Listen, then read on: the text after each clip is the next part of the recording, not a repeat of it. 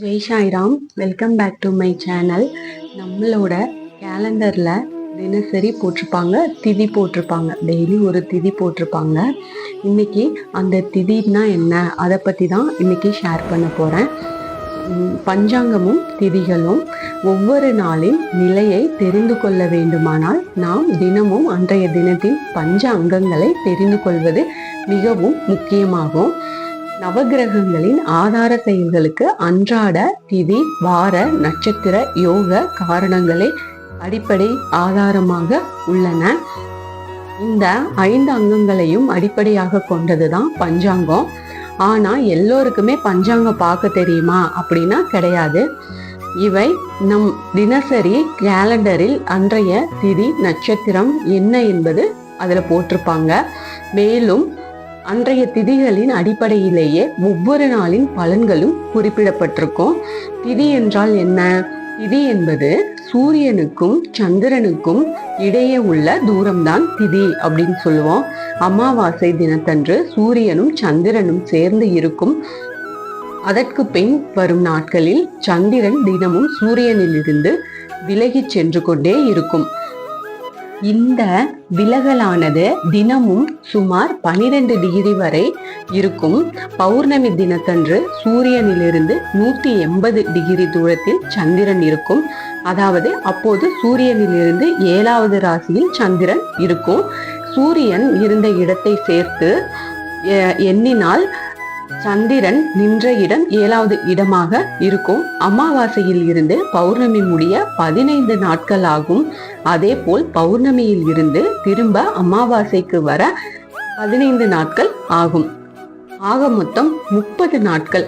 சந்திரன் சூரியனை ஒரு சுற்று சுற்றிவிட்டு 30 நாட்களில் திரும்பவும் சூரியனுடன் வந்து சேர்ந்து விடும். அந்த 15 நாட்களும் ஒவ்வொரு திதியாக குறிப்பிடப்படுகிறது. அது என்னன்னா பிரதமை, துவிதியை, திருதியை, சதுர்த்தி, பஞ்சமி, சஷ்டி, சப்தமி, அஷ்டமி, நவமி, தசமி, ஏகாதசி, துவாதசி, திரையோதசி, சதுர்தசி, பௌர்ணமி, அமாவாசை. வளர்பிறை, தேய்பிறை திதிகள் அப்படின்னா சந்திரன் அமாவாசையில் இருந்து ஒவ்வொரு நாளாக சிறிது சிறிதாக வளர்வதால் இவை எல்லாம் வளர்பிறை திதிகள் அப்படின்னு சொல்றோம். இந்த 15 நாட்களை சுக்லபக்ஷ திதி அப்படின்னு சொல்வாங்க. திதிகள் மொத்தம் எத்தனை அப்படின்னா, பௌர்ணமி திதியில் இருந்து சந்திரன் தினமும் சிறிது சிறிதாக தேய்ந்து கொண்டே வரும்.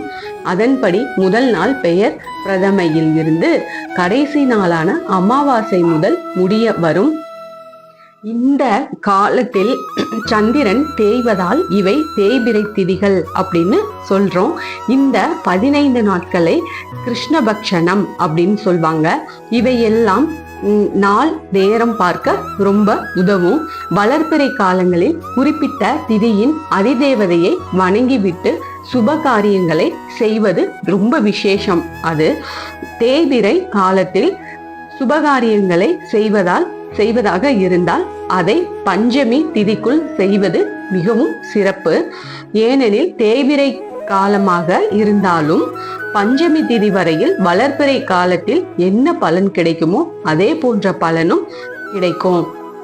Thank you friends. என்னோட சேனலுக்கு தொடர்ந்து சப்போர்ட் பண்ணுங்க, லைக் பண்ணுங்க, ஷேர் பண்ணுங்க, கமெண்ட் பண்ணுங்க.